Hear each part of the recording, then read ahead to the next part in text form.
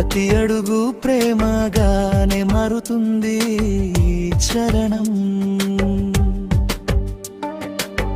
వెలుగుల వచ్చి నా చీకటిని తాకావు, వెల్లువలా నాలో ఊహల్ని నింపావు. నీ నవ్వు ఒక తీయని గీతమై వినిపించగా, నా గుండె తాళం నీకే అర్పించాను. గాలి కూడా నీ సువాసన తీసుకువస్తుంది, నిద్రలోనూ నీ రూపమే వెంటాడుతుంది. కాలం ఆగిపోతే బాగుంటుందని పెంచేలా నీతో ఉన్న ప్రతి క్షణం మధురమవుతుంది.